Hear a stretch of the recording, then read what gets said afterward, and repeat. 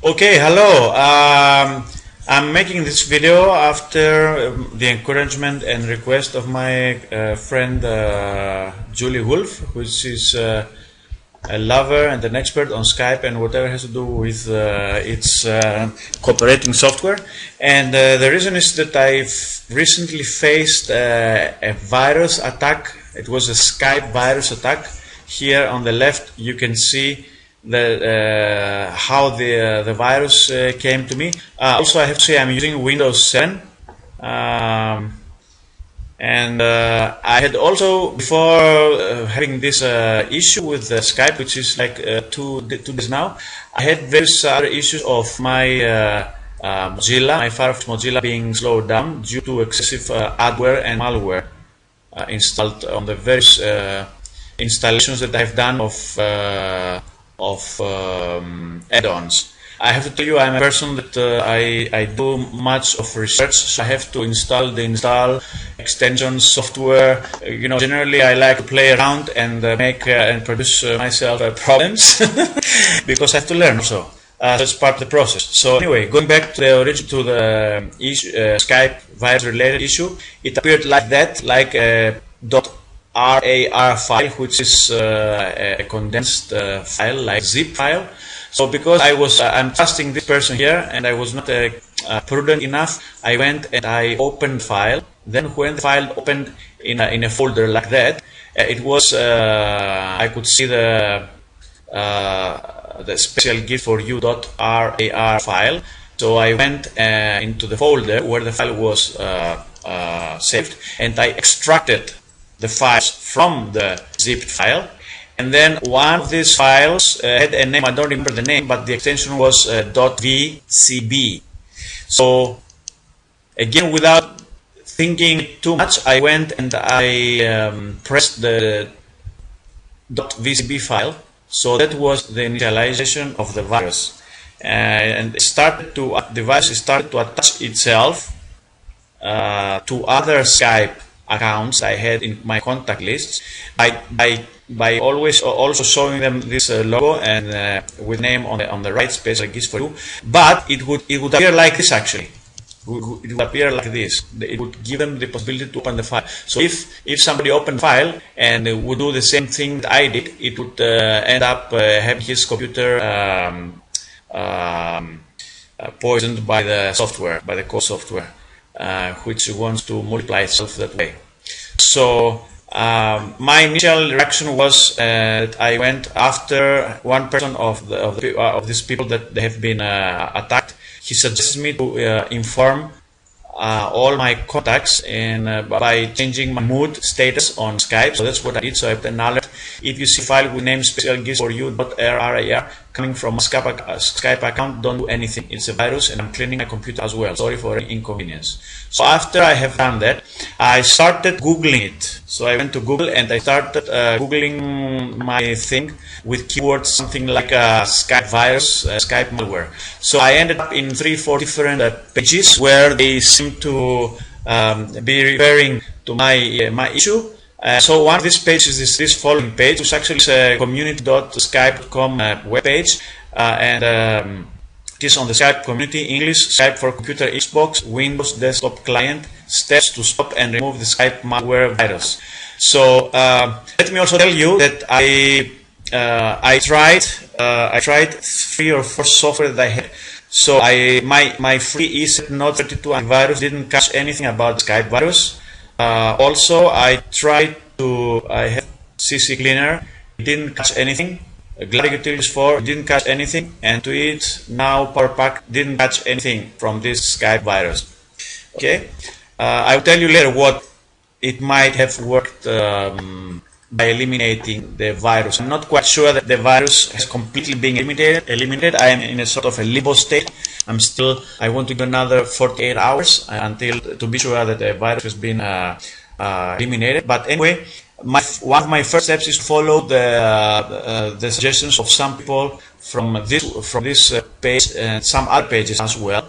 So I don't want to get into with much details, because every case would be a little bit different, because there are so many viruses out there. It's not this the only virus that it can come to your computer via Skype or another way. So anyway, in my case, there are a couple of checklist actions that one can do. I did all of them more or less with various degrees of success due to other things. For example, in this step, you need to play a bit with because this folder is under Windows and under C. So under Windows, there are permission-based issues there because of the Windows design. So I had to play. I remember I spent 1 hour until I can find a way how to give full permissions to me being an administrator. I also have to say that I use my computer always as administrator. I know it's not recommended from some sources. But I do it because I'm using my computer alone. I am not a part of a network, so I'm not afraid of not being an administrator. I know there are other issues also risks by using the computer as administrator. But anyway, I know that, and as I said before, because I'm researching things, I have accepted the risk accompanying this practice. So anyway, I have followed some actions which I can tell you right now. For example, one action is that you go to your C disk users. I am administrator. If you are a simple user, you will have something else here. Application data, local, temporary. So here you will see some, and you might see some peculiar things if your computer is with a virus. So now I see the cleaned version of my temporary folder, so I can't really actually help you on what exactly I have found before I started cleaning the whole thing with the virus. I mean, things like that. You say this file is a coded file name. When I press on it, it's just an empty notepad file. But I don't know. Viruses sometimes they use those kind of codifications. Just a code, a long series of a string of numbers and letters. So that's one thing. The other thing I did is I went to the administrator folder, and then on the application data and local, I would go to the download section, and then I would delete the files that are there, because sometimes the virus can operate from there as well. Other things that I did following this guy's instructions is that I went to the run, and then I issued the command regedit, which actually is the editing of the registry of your computer. Then exactly following his instructions. Generally, playing with the registry is a risky thing if you don't know what you're doing. If you know what you're doing, then it might solve your problem, solve or eliminate or lessen your issue. So he suggests I would go to the key which is about the user, about the user, and do something there. So I did that and something else as well from another guy. And also because these viruses attach themselves in such a way that they make hooks that they can reactivate themselves when you boot your computer. So actually what you have to do is you have to go to administrative tools and the system configuration. If you don't have this in your Windows, you can access the system configuration in another way. Okay, the purpose of my video is not to explain everything about Windows, but somehow you can open the system configuration, and you can see here the various options. So one of the options is the startup menu. Here, whatever is checked on the checkboxes on the right, this is the software that will be activated immediately after rebooting or opening your computer or rebooting your computer. When immediately after, during your Windows is loading. So my attention immediately goes to these 1, 2, 3, 4, 5 elements, which are very, very suspicious. With a certainty of 98%, I would say that these programs are not normal programs. You see, this program is called Internet Explorer, not Explorer. So I googled about it. I couldn't find much about it, but I don't like this program in here.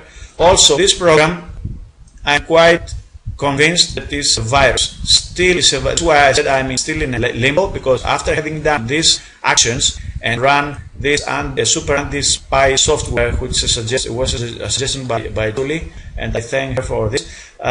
You see, my computer has found so many things The software, anti-spyware software has found so many things, not only related to my Skype virus, but also to all the adware and malware that I had for at least 2 months on my computer. These are more than 60 issues here. Anyway, I go back to what I was saying here. So what I would do here is I would uncheck this and that. I actually have done it two times.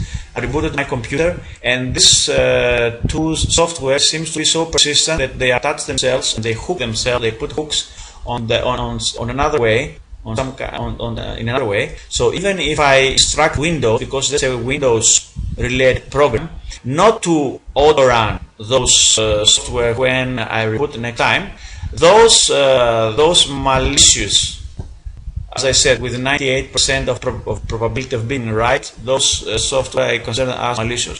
So they have been attached to them somehow to the rebooting and the loading of the Windows. So even if I have come here for this is the third time, I'm checking those boxes, those programs are still loading themselves. So that's why I say I'm in a limbo state. I have not get rid completely of the viruses.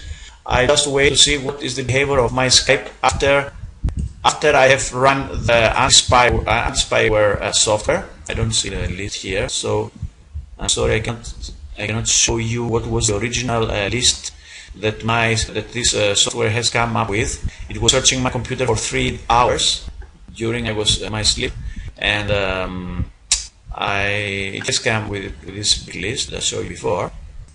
And then I press clean the computer, and my situation. I have one more thing to say before I run the anti-spyware, but after I have done whatever I have read on this page and in a couple of other pages, I had partly removed the issue with the virus, because it would still attach itself as a message to some of my contacts like this. But it will say here the file is available on this computer. Why? Because I have successfully relieved my computer system from the activation of the software, of the core software of the virus, but it hasn't been completely eliminated, because the virus could still post a message like that on contacts of some of my contacts accounts, Skype accounts that I have in my list. So that's why I kept asking for help, and one of the people that I was immediately thought to ask was Julie Hull, because I know that is dealing with those kind of things. So she immediately phoned me back and suggested me. We connected with TeamViewer, which is a great program, free software to let other people that you trust have access to your computer. And after explaining briefly what I have done, and she suggested me to run this super anti-spyware software. You can find it online. It has a free and a paid version. So I downloaded the free version, and I immediately start to run the software. And then I came with the result that I showed you before. And then I pressed the cleaning process, and now I think I have get rid of the Skype virus, because I have Skype loaded for at least 5 hours now, and I don't see that it has come up with any other messages of that style, of that nature, like this one that I had this yesterday. You see, Friday, June. So that's it, folks. It took me 17 minutes. Sorry about I was expecting to do the video for 10 minutes. So anyway, take care.